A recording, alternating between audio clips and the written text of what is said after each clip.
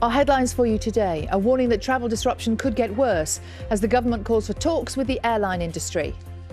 The Prime Minister under pressure as his own ethics advisor says Boris Johnson still has questions to answer over Partygate. Boris Johnson's independent standards advisor says there's a legitimate question over whether the British Prime Minister broke the ministerial code by receiving a fine for attending a lockdown party in Downing Street.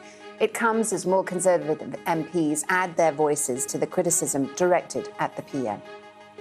A new study suggests there are stark differences in the number of qualified GPs between different areas in England.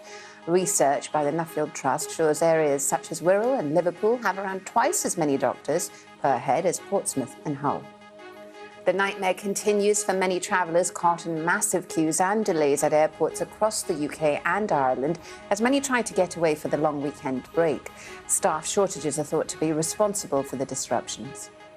Bradford is the city that has been chosen to take over from Coventry as the UK's City of Culture in 2025. Brilliant pictures last night. Oh, you see great them celebrations. Yeah, the people behind the bid in Bradford estimate that it could bring in an extra £700 million to the area and hopefully create 3,000 jobs in the West Yorkshire city. Congratulations to Bradford and everybody celebrating. Well done to all of you, yeah. And there's some other great nominees this year who I think will probably be trying again, won't they? Because they do it again in a couple of years' time, so yeah. Let's have a look at today's newspapers, shall we? We're going to start with the Telegraph this morning.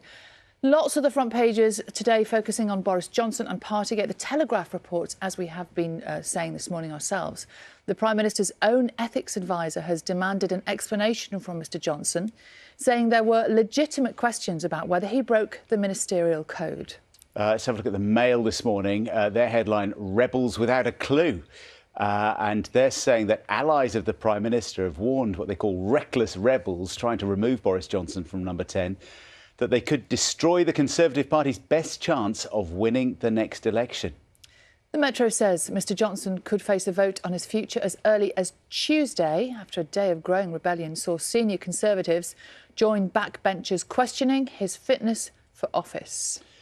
And the Daily Express is leading this morning with the transport news we've been covering here on Breakfast, those cancelled flights. I think there was trouble on some of the ferries as well yesterday, reporting that travel bosses are facing an angry showdown with the Transport Secretary, Grant Shapps, in the next couple of days over what the paper says is holiday hell hitting Britain. And they're reporting on the £8 billion they're referring to. That's the furlough money and the aid that was given to the transport industry during lockdown.